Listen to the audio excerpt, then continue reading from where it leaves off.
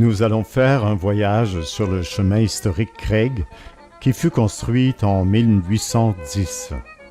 Mais au lieu de le faire de Québec vers Richmond, ce sera l'inverse. Nous irons de Richmond vers Québec. Qu'allons-nous y découvrir? Eh bien, son côté géographique, historique, touristique et religieux. Sa géographie, des paysages à admirer à travers l'Estrie, le centre du Québec et la région Chaudière-Appalaches. Son histoire. Les cartes pâles qui seront montrées proviennent d'une carte compilée en 1838. Les cartes brunes proviennent du rapport A Topographical Description of the Province of Lower Canada, publié par Joseph Bouchette en 1815. Nous verrons aussi plusieurs infrastructures qui font partie de l'histoire. Le tourisme. Des lieux touristiques sont mentionnés sans qu'on les visite à fond. Mais on les mentionne pour les intéresser. Les sites religieux. Toutes les églises trouvées sont présentes. Celles-ci sont souvent le symbole architectural d'une localité. Elles nous informent aussi des types de communautés présentes dans chaque localité. Un certain nombre de cimetières seront montrés, mais pas tous. Ce n'est pas nécessaire. Et pour commencer, voici une présentation de son histoire. Petite histoire du chemin Craig. Nous sommes au Bas-Canada au début du 19e siècle, soit 40 ans après la conquête de la Nouvelle-France, 20 ans après la Révolution américaine et 10 ans après les débuts du parlementarisme. Au sud-est se trouvait le comté du Buckinghamshire, dans lequel les cantons de l'Est furent établis. Un premier tracé de chemin fut proposé par l'arpenteur Joseph Kilbourne en 1800. Des loyalistes anglais ou simplement des Américains avaient commencé à s'établir à Stansted et plus au nord. Gilbert Hyatt établit son moulin à l'emplacement de Sherbrooke. Une autre communauté s'établit dans le canton de Shipton, à l'endroit qui allait s'appeler plus tard Richmond. Pour briser leur isolement, la communauté de Shipton fit une pétition envers la Chambre d'Assemblée du Bas-Canada afin de construire un chemin. En 1805, des débats houleux opposant les députés canadiens-français défavorables au projet et les Anglais plutôt favorables se déroulèrent à Québec. Le projet fut adopté le 6 septembre 1806, mais fut abandonné faute d'argent. À l'été 1810, le gouverneur Craig fit tout de même entreprendre la construction d'un chemin à l'aide des militaires. Déjà, un chemin existait allant de Saint-Nicolas au sud de Québec jusqu'à Saint-Gilles. La construction se fit donc de Saint-Gilles jusqu'au canton de Shipton sur une longueur de 75 milles et de 15 pieds de largeur. Il y eut la construction de 120 ponts. Avec le chemin existant qui allait à Stansted, on avait une voie qui permettait de partir de Québec vers les États-Unis. Le 14 janvier 1811, un service de diligence fut inauguré. Il permettait aux voyageurs d'aller de Québec à Boston en 6 jours. Les conditions ne furent pas toujours faciles. À cette même époque, des incidents sérieux éclatèrent entre les États-Unis et la Grande-Bretagne. En juin 1812, la guerre fut déclarée entre les deux pays et par conséquent le Canada. Si le Haut-Canada devait faire grandement les frais de cette guerre, au Bas-Canada, malgré la bataille de Châteauguay et un incident naval au lac Richelieu, la situation y était plutôt calme. Le chemin de Craig fut considéré comme une voie d'invasion pouvant conduire une armée américaine aux portes de Québec. Alors les militaires détruisirent plusieurs ponts et renversèrent plusieurs arbres sur le chemin. Après la guerre, en 1815, l'arpenteur Joseph Bouchette rédigea des notes sur la détérioration du chemin de Craig et des cantons environnants. La colonisation reprit avec des gens majoritairement anglophones dans certains secteurs. Cependant, une partie de ce chemin fut déclarée impraticable en 1829, car l'entretien était coûteux. Vers 1838, le chemin Gosford fut construit comme voie de contournement. Des Canadiens français vont commencer à coloniser les cantons. Vers la fin des années 1840, une famine en Irlande apportèrent de nouveaux immigrants. Des réfugiés irlandais allaient s'y établir à leur tour et y laisser leur marque. Avec le temps, d'autres chemins furent construits. Ils assurèrent le développement des cantons de l'Est. Cette épopée du chemin Craig prit fin avec la construction du chemin de fer à la fin des années 1850. Celui-ci favorisa le développement de villes comme Victoriaville et Plessisville plus à l'ouest et de Tilford plus à l'est. Le chemin Craig devint une voie secondaire. Les communautés anglophones allaient se maintenir, mais ils allaient fortement diminuer au cours du 20e siècle au détriment des francophones. Et c'est cet héritage que nous allons découvrir dans ce voyage sur le chemin Craig de Richmond à Québec.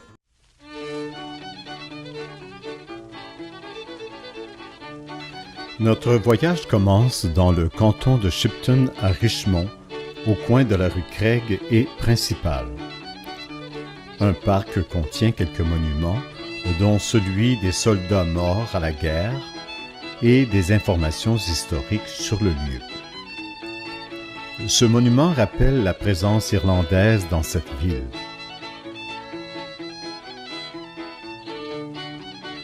Il y a toujours une parade de la Saint-Patrick le 17 mars. À l'origine du chemin Craig, le voyage en diligence s'arrêtait à Richmond pour la nuit du mardi au mercredi à une auberge tenue par M. Tilton. Le voyage se poursuivait le lendemain par la rue principale vers Stansted. On n'explorera pas ce tracé qui nous conduirait à Windsor et Sherbrooke. Le tracé correspondrait aujourd'hui à la route 143. À l'intérieur de Richmond, on y retrouve l'église anglicane de Sainte-Anne et l'église unie du Canada de Richmond-Melbourne.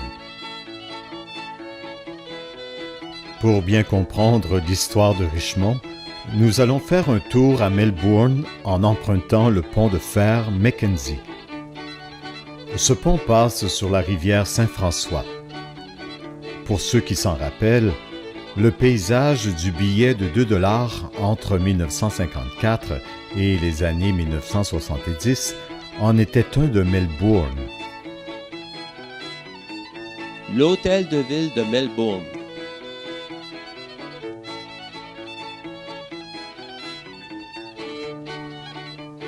La Société d'histoire de Richmond et l'Église presbytérienne de Saint-Andrew sont voisines.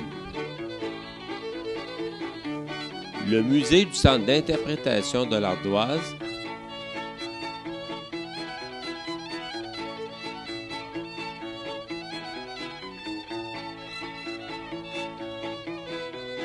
Sur les hauteurs en arrière, nous avons des exemples expliquant comment étaient faites les toitures en ardoise.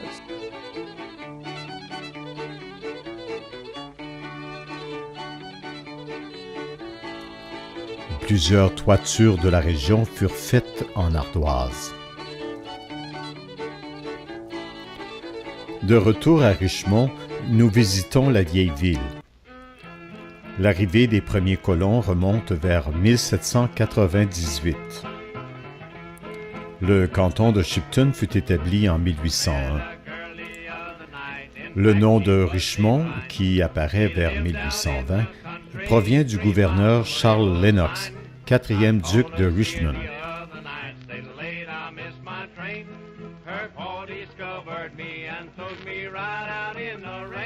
À quelques reprises, des inondations ont affecté la ville. On voit ici celui de 1896. On a aussi l'ancien hôtel des Postes. Ce monument nous rappelle que le transport ferroviaire est important. Le premier chemin de fer remonte à 1853. On y trouve une gare et un centre de triage. Ici, la voie ferrée en 1930.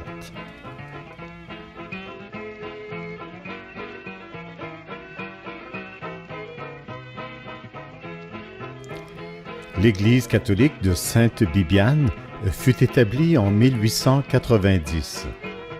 Ces registres ont commencé en 1854. Le chemin des cantons est le circuit touristique de l'Estrie.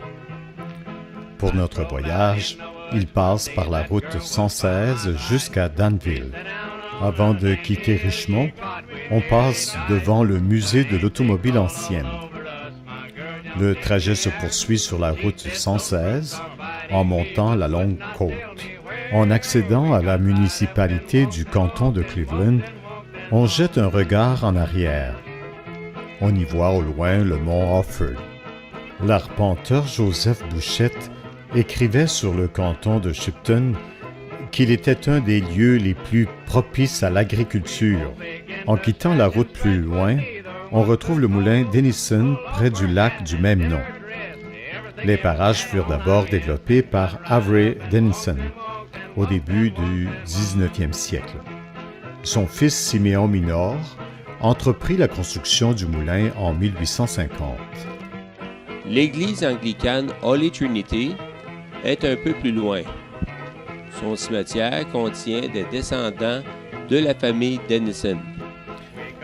Nous approchons de Danville. Le paysage nous indique la proximité d'Asbestos avec sa mine d'amiante. Et on redescend une longue côte pour y parvenir. Le tracé du chemin Craig quitte la route 116. Ici, on pourrait se demander si le trajet initial aurait passé par la route 116 qui est plus plat. On aurait évité de passer par un terrain montagneux qu'on va voir plus tard. Les autorités ont considéré vers 1810 qu'il serait moins difficile de construire le chemin en passant ainsi, car avec les moyens de l'époque, les gens auraient eu de la difficulté de construire de grands ponts pour enjamber les grandes rivières. Nous rencontrons rapidement la piste cyclable de la route verte numéro 1, qui était un ancien chemin de fer. C'est à Danville, en 1866, que le soldat Timothée Ohi fit un acte de bravoure en éteignant un début d'incendie sur un wagon de munitions. Avec un seau, il alla prendre l'eau d'une rivière tout près et après plusieurs allées et venues, il parvint à maîtriser le feu. Cet acte de courage lui vaut la décoration de la croix de Victoria.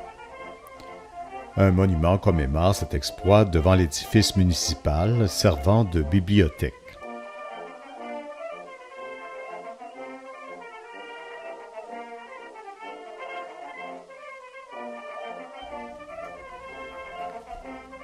Entrons à Danville, une des villes les plus pittoresques de l'Estrie.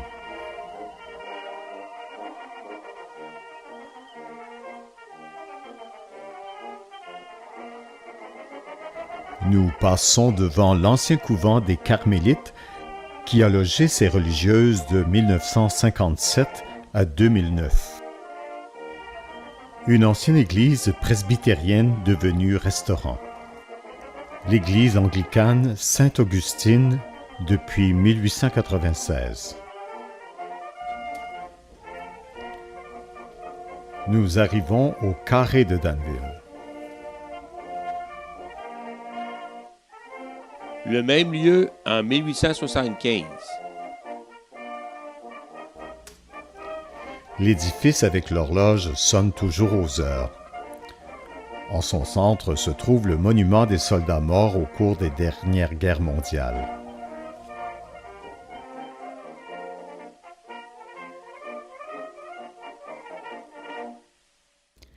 L'Église unie Trinity, depuis 1876. Autour du carré, on y retrouve plusieurs restaurants de grande gastronomie, des commerces offrant des produits artisanaux et une galerie d'art.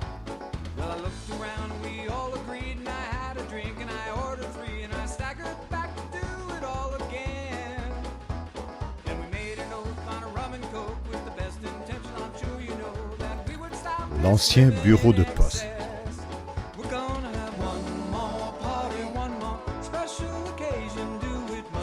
Sur une rue adjacente, on retrouve l'église catholique de Sainte-Anne.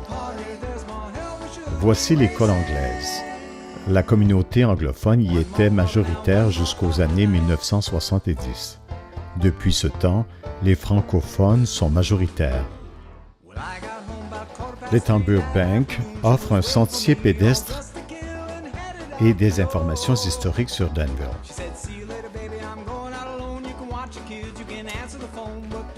L'auberge Jeffrey, qui a logé à une époque les dirigeants de la mine d'amiante Jeffrey d'Asbestos. Il offre toujours un service d'hébergement.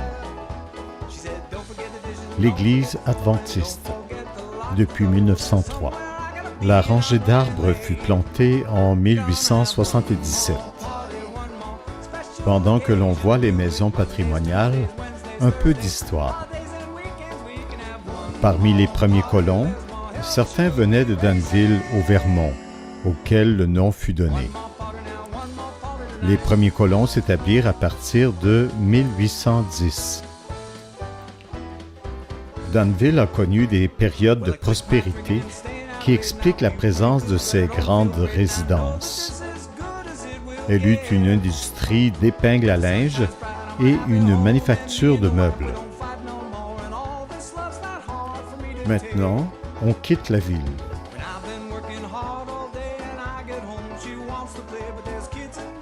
On passe près des résidus miniers dont la végétation reprend le dessus. Les pierres proviennent de la mine d'amiante Jeffrey à Asbestos. Le pont de fer nous fait traverser la rivière Nicolet Sud-Est.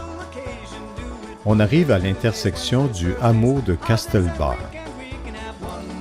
Le cimetière a eu sa première inhumation dès 1811.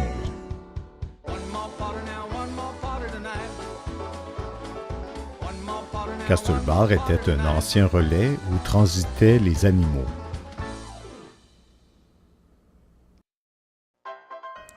Cette résidence était une ancienne école de rang.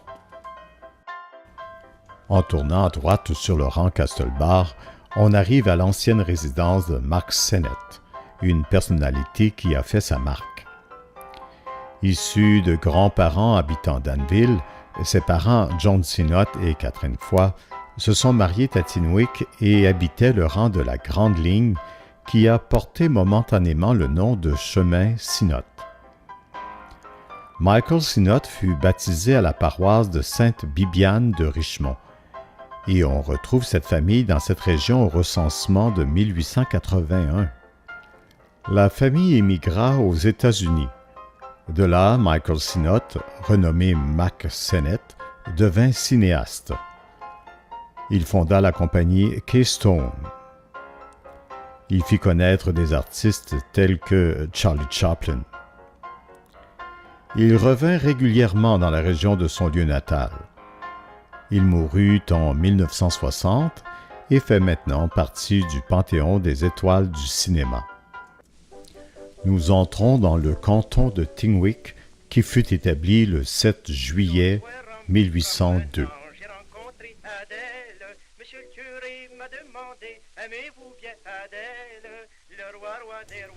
Joseph Bouchette ne fait pas de commentaires sur le canton de Tinwick. Au recensement de 1825, il y avait 91 personnes. Les cultures étaient de différentes sortes de céréales et des pommes de terre. Il y avait plus de moutons que de vaches.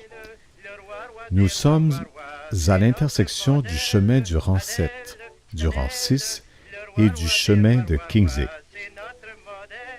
C'est autour d'ici qu'une communauté anglophone commença à s'établir vers 1820.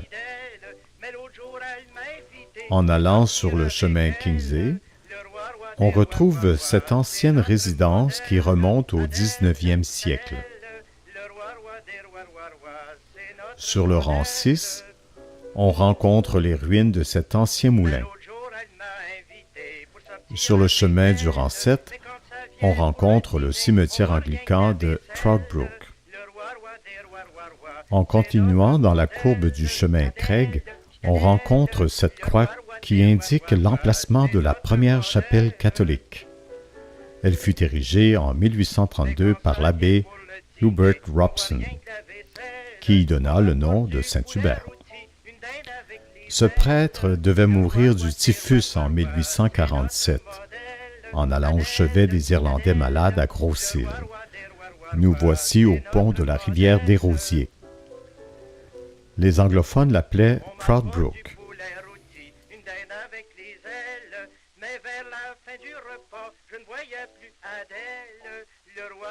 Nous approchons du village qui s'appelait à ses débuts St. Patrick Hill. La paroisse Saint-Patrice de Tingwick tient des registres depuis 1857. Il est nommé ainsi à cause de communautés irlandaises à l'origine.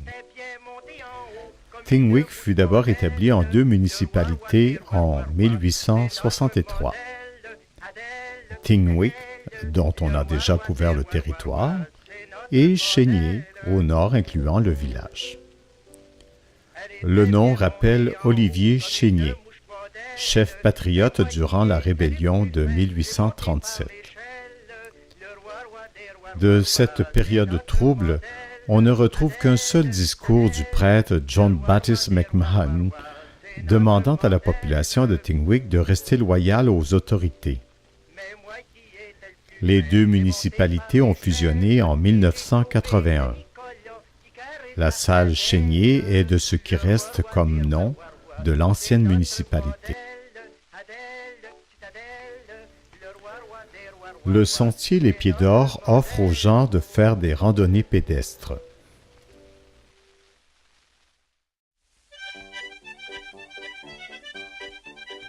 Nous allons voir quelques images anciennes. En quittant le village, on arrive en ce lieu, près du même endroit, cette image de 1923. On distingue les rangées d'arbres le long du chemin, alors qu'aujourd'hui, elles n'existent plus. Elles furent coupées lors de la construction de routes. Un exemple de rangée d'arbres qui était restée après la réfection du chemin. Par contre, en bien des endroits, les résidences sont cachées par la végétation. Cette résidence était jadis une école de campagne. Il y avait des enfants de tout âge dans la même classe.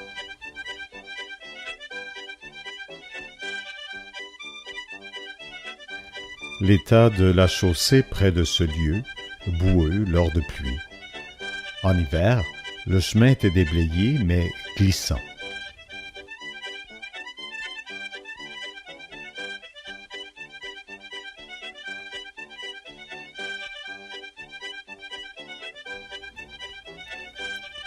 On arrive à la rivière des Pins. Il y avait anciennement un moulin à droite.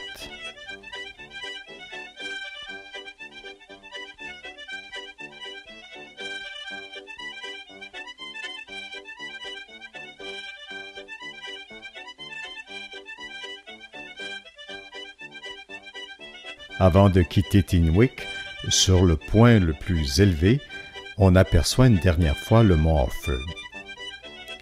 Les paysages de Chesterville nous apparaissent.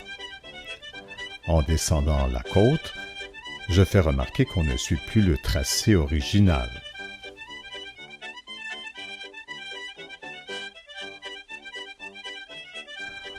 En arrivant à Chesterville, on est accueilli par ce paysage panoramique. On descend ensuite une des grandes côtes abruptes qui devaient rendre le voyage difficile à l'époque des diligences. On rejoint le rang Hens. Le chemin ne passant plus sur le tracé original, on voit l'endroit où il devait passer.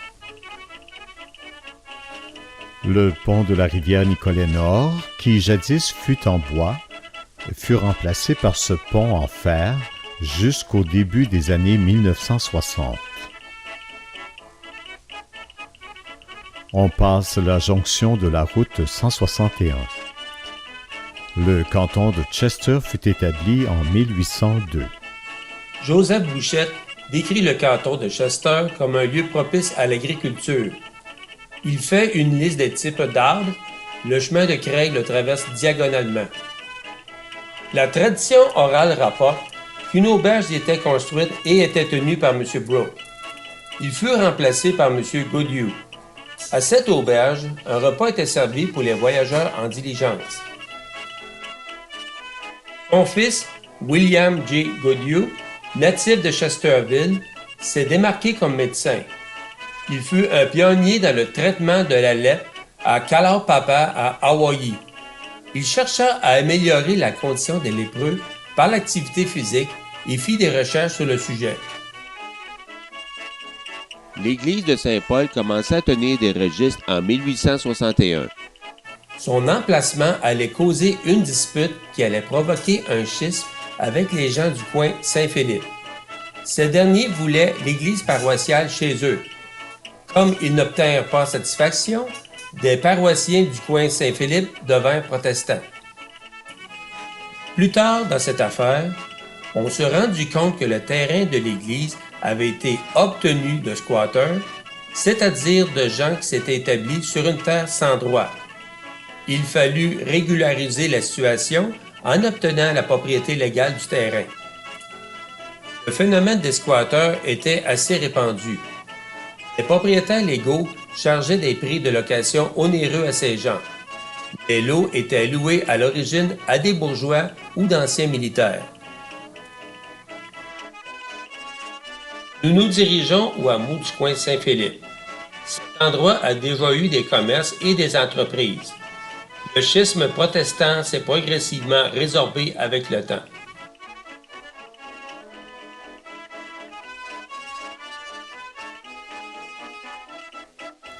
En continuant sur le chemin Goupil, on arrive au moulin Goupil. Il date du 19e siècle. Nous revenons à Chesterville pour poursuivre notre route. Image ancienne et d'aujourd'hui à la sortie du village.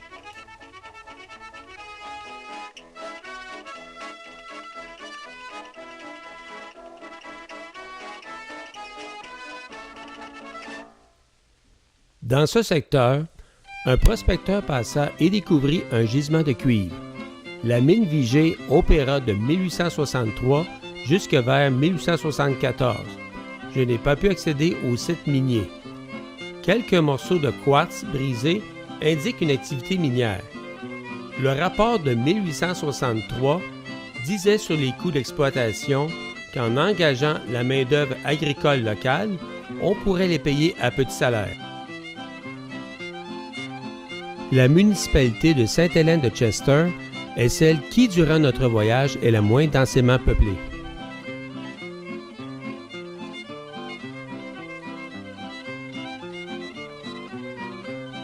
À partir d'ici, le tracé original fut remplacé par d'autres chemins et ce sera comme ça jusqu'au hameau de Maple Grove.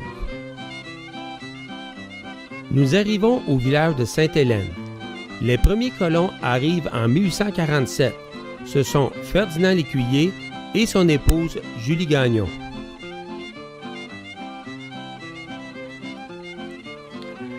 Le magasin et bureau de poste en 1985.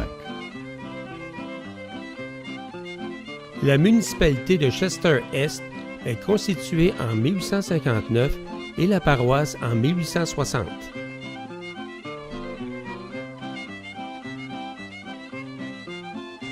Nous descendons dans la vallée de la rivière Bulstrode.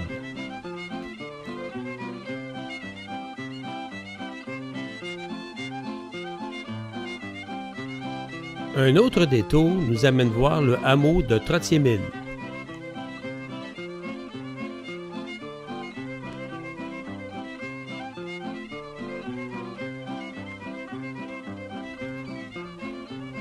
Nous traversons la rivière Bulstrode. Nous allons bientôt entrer dans une région qui possède plusieurs éoliennes.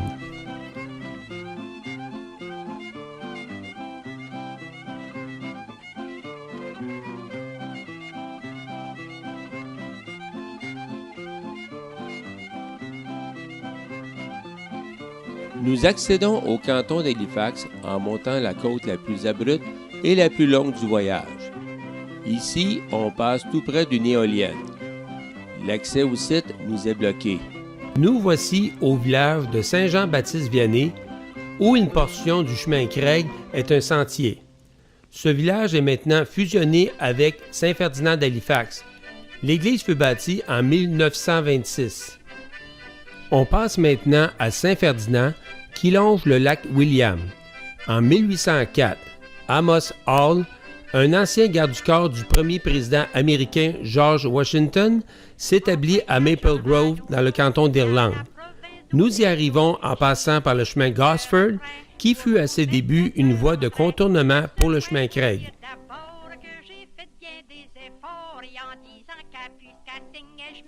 Joseph Bouchette ne fait pas de description du canton d'Irlande. Il écrit sur le canton d'Halifax que celui-ci contient un sol fertile, propice à l'agriculture. Il mentionne les rivières qui se jettent dans le lac William et qui se jettent à son tour dans la rivière Bécancour. Le chemin Craig devait rendre attrayant l'arrivée de nouveaux colons. Au hameau de Maple Grove, l'église anglicane Holy Trinity, bâtie en 1902, a une valeur patrimoniale. La même église en 1924.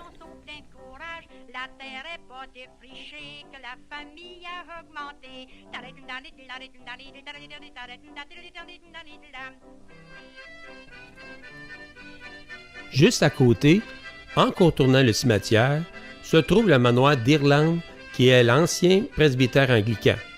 Le site offre hébergement et repas dans un beau décor. Apprenez à vos enfants de respecter les parents. Moi, je suis une bonne Canadienne, car j'en ai eu une douzaine, mais celle-là m'a pas empêché de continuer à turluter. L'intersection du chemin Craig et Gosford se trouve à Maple Grove. Bien qu'il y ait des choses intéressantes à découvrir sur le chemin Gosford, il ne fait pas partie de notre voyage. Le thème touristique de cette région est le circuit de découverte des chemins Craig et Gosford. Nous poursuivons sur la route 216 traversant la rivière Bécancour. Détail historique, lors de la construction du premier pont en 1810, il était si majestueux que l'on crut bon de le nommer Pont Craig en l'honneur de son instigateur. À l'époque des diligences, c'est dans ces parages qu'il y avait l'auberge tenue par M. Brown pour la nuit du lundi au mardi. À l'intersection de la route d'Inning, on retrouve un cimetière méthodiste dans lequel est inhumé Amos Hall.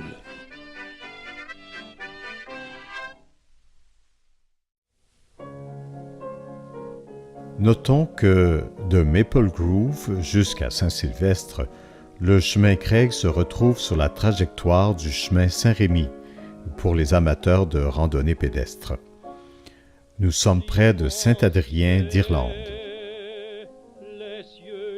Le trajet se poursuit à Saint-Jean-de-Brébeuf, à la limite des cantons d'Inverness et d'Irlande, et plus tard avec le canton de Leeds. Voici l'église anglicane de Christchurch qui fut consacrée en 1884. Il a son cimetière tout près. Il indique aussi le nom de Lower Ireland. C'était le nom de la localité avant qu'il ne devienne Saint-Jean-de-Brébeuf.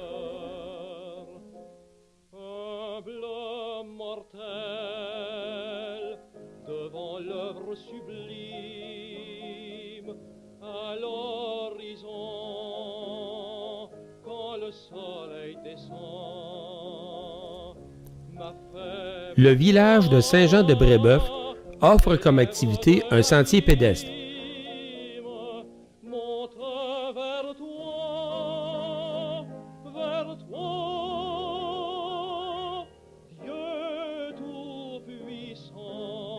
Un cimetière méthodiste s'y trouve aussi.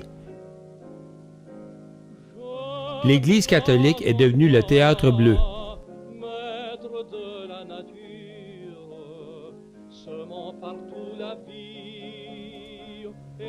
Nous approchons de cette colline. En plus de cette antenne au sommet, nous avons un observatoire. Il relate l'histoire du chemin Craig dans cette région.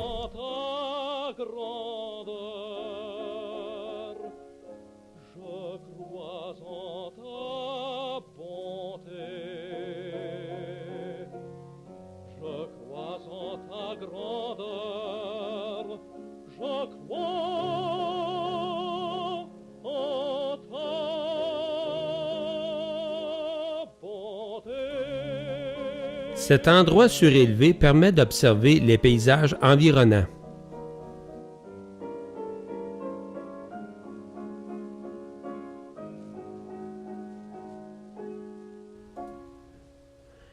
Et nous poursuivons notre route. Une fois de plus, nous arrivons à un endroit où le tracé original fut modifié. Nous arrivons à Kenner's Mill.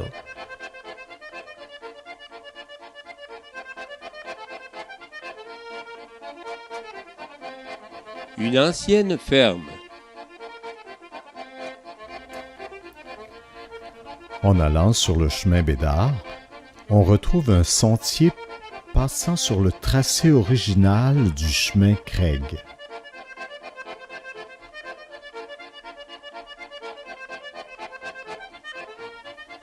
Sur le sentier, on retrouve les ruines de l'ancienne chapelle des 5 cantons.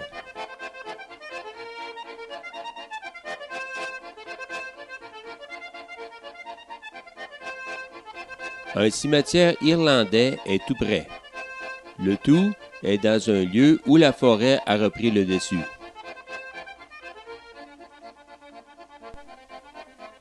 La chapelle des 5 cantons fut en service de 1842 à 1896. Le cimetière reçut sa dernière inhumation en 1913. Le site fut abandonné au profit du village de Kenner's Mill.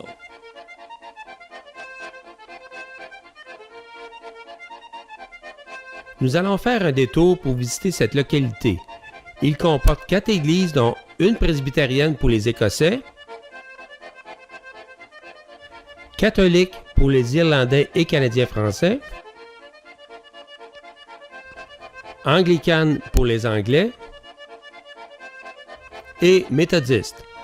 Cette dernière constitue maintenant le centre Héritage qui s'occupe des activités touristiques. Ce qu'on peut considérer comme admirable est la coexistence de différents lieux de culte si près des uns et des autres. Kenner's Mill offre plusieurs sentiers pédestres.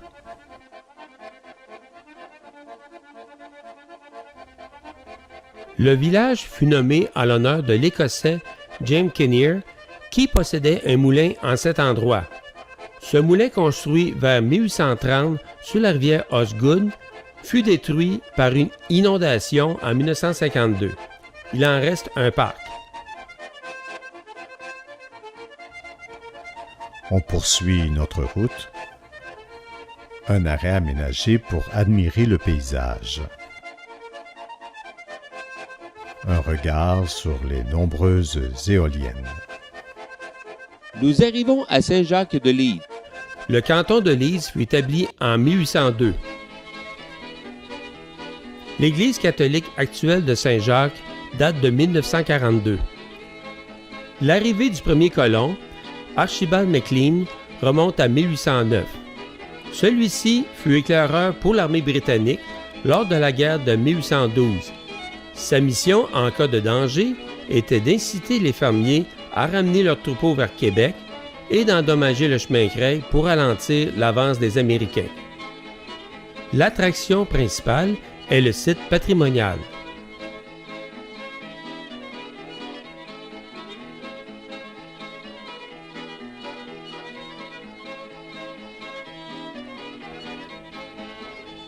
L'église anglicane Saint-James fut en fonction de 1831 à 1945.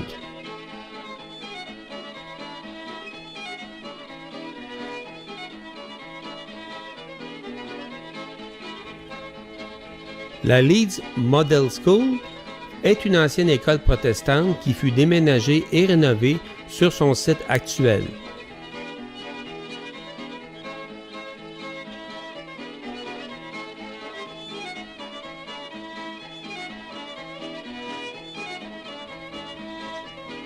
Le Rectory Alexander fut la résidence du révérend anglican. Construit en 1837, il fut utilisé jusqu'en 1953.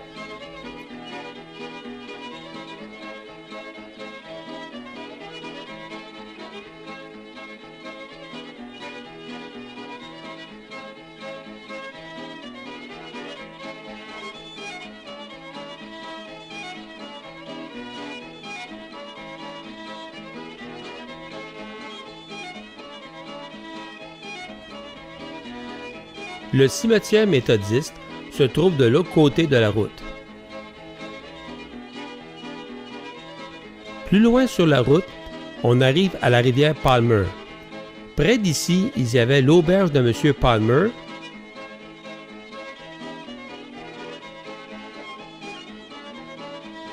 Joseph Bouchette relate que cette auberge n'était pas très appropriée pour les voyageurs. Bienvenue à Saint-Sylvestre. À partir d'ici, on quitte les cantons pour entrer dans la seigneurie de Saint-Gilles. La carte de Joseph Bouchette nous montre un certain développement du lieu vers 1815. D'abord, l'ancienne intersection du chemin Craig avec le chemin Sainte-Marie. Il est maintenant un cul-de-sac. Pour accéder au village, on passe par le chemin Sainte-Marie, qui fut construite en 1815 et qui reliait le chemin Craig à Sainte-Marie-de-Beauce. Le chemin Craig devient à cet endroit la route 269.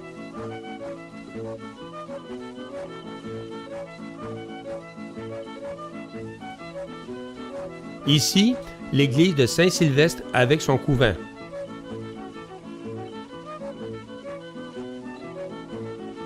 La colonisation prit son essor dans les années 1820. Plusieurs communautés s'y établirent, dont des Canadiens français, des Irlandais, des Écossais et Anglais. L'affaire Robert Corrigan, en octobre 1855, allait attirer l'attention. Il était anglican et il avait des ennemis catholiques irlandais.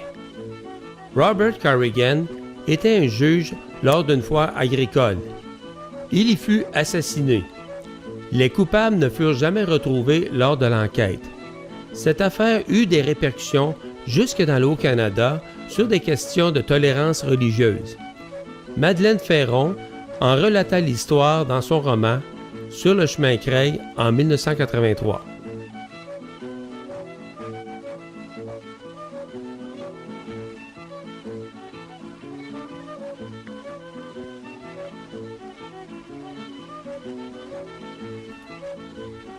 En continuant sur notre route, on tourne au chemin King pour accéder au pont couvert de Saint-André. Ce pont fut construit en 1927. Faisant partie du patrimoine de Saint-Sylvestre, une halte routière y fut ajoutée en 1992.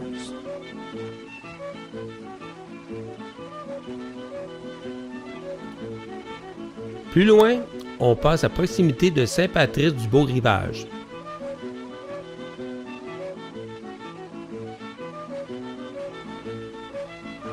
Pont traversant la rivière Beau-Rivage. Cette municipalité fut colonisée au 19e siècle par des Irlandais. La paroisse fut reconnue en 1871.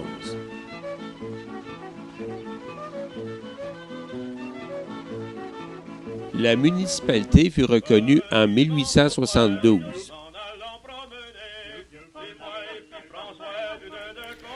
Nous arrivons à Saint-Gilles La particularité est que le chemin suit de près la rivière Beau-Rivage. Cette portion du chemin fut construite en 1791 et reliait Saint-Nicolas à Saint-Gilles. C'est de ce chemin existant que le gouverneur Craig fit entreprendre la construction du chemin Craig. Nous sommes maintenant dans la plaine de la vallée du Saint-Laurent. Nous retrouvons l'autre intersection du chemin Gosford.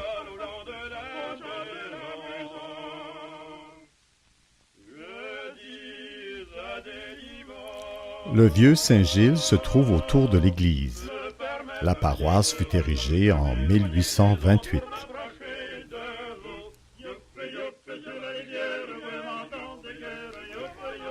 La seigneurie de Saint-Gilles fut concédée à Gilles Rageau en 1732. Son développement se fit au cours du régime anglais.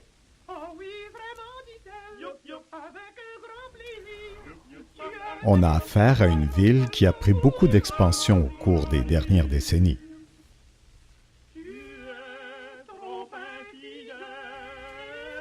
En 1772, des Canadiens français commencèrent à défricher la seigneurie. En 1782, Alexander Fraser obtint la seigneurie et il amena des soldats allemands, vétérans de la guerre d'indépendance des États-Unis, à venir s'y installer.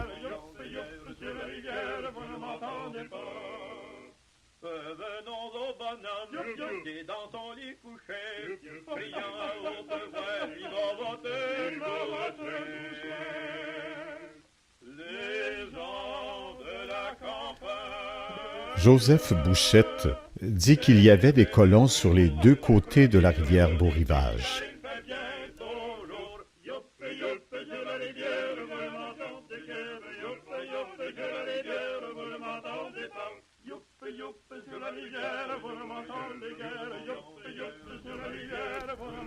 On retrouve la route 116 en quittant Saint-Gilles.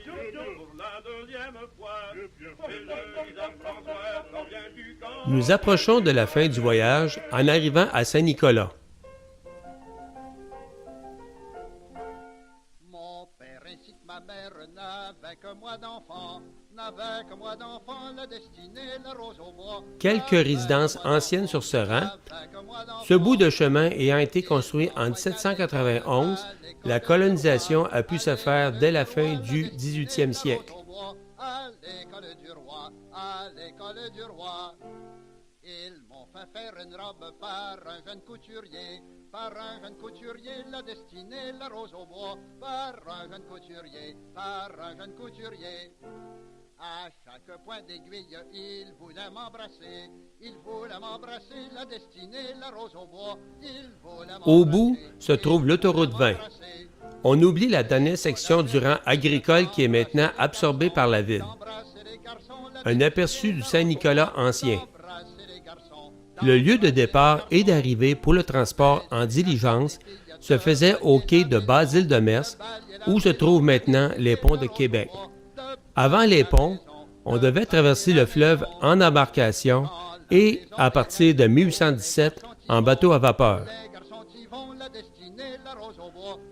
Ne devait-on pas se rendre à Québec? Les réservations pour le voyage en diligence de Québec vers Boston se faisaient chez Josiah Style, près de la porte Saint-Jean. Celui-ci devait cependant abandonner le service de diligence en 1815 à cause des nombreuses difficultés. Plus de 200 ans plus tard, si des gens des environs de Québec désirent se rendre aux États-Unis, nous leur conseillons de prendre l'autoroute 20. Dépassez de Drummondville, prenez l'autoroute 55 et à Stansted, vous arriverez à la frontière américaine. Ce sera plus rapide que par le chemin Craig.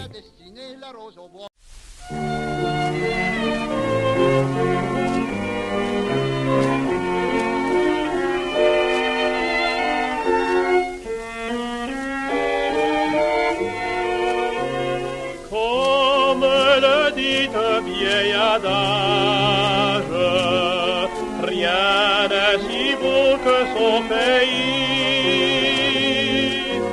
Et de le chanter chanter c'est l'usage. Le mien je chante à mes amis.